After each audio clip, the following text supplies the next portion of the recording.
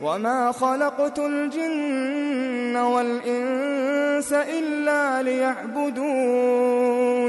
Importance entre parenthèses de la belle famille en islam. Doit-on les visiter si l'un des conjoints s'en excuse, ne veut visiter la belle famille, est-il en tort? Barakallahu fikum. Wa alaykum salam wa rahmatullahi wa barakatuh. Visiter, rendre visite chez les conjoints. Pardon, c'est pas les conjoints. C'est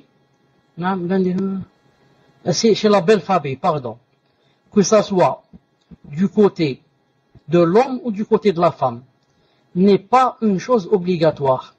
C'est une chose conseillée, c'est tout. Allah Ta'ala dit dans le Coran, وَعَاشِرُهُنَّ بِالْمَعْرُوفِ. Naam.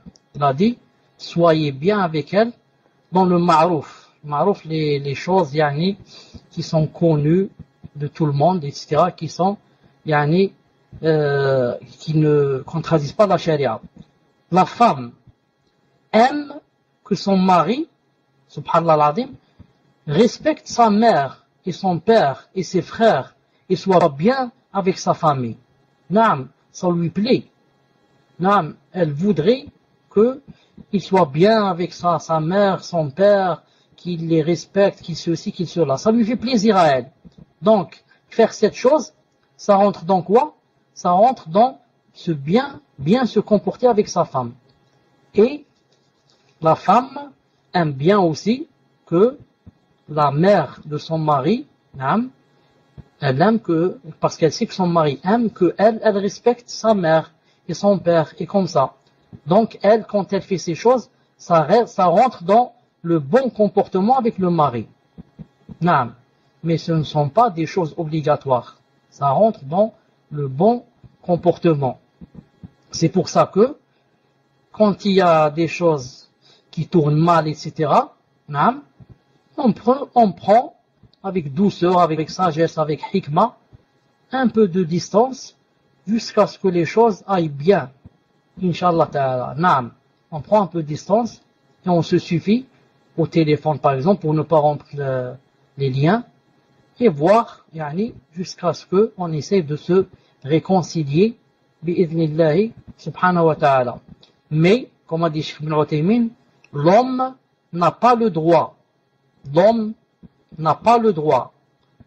de, comment on dit ça en arabe? Yamna, comment on dit yamna? D'interdire à la femme d'aller chez sa famille. L'homme n'a pas le droit d'interdire à sa femme d'aller chez sa famille, sauf si elle exagère.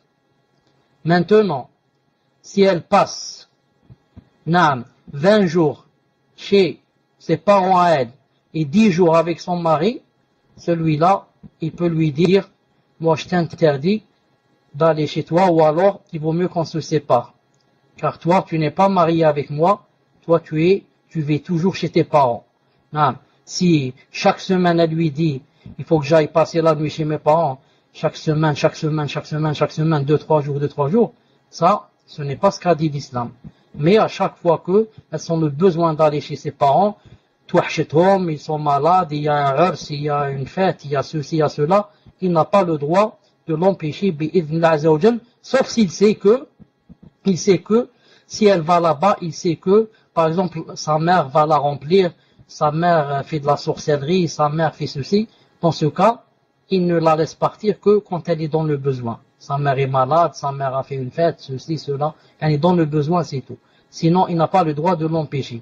Wallahu ta'ala a'lam.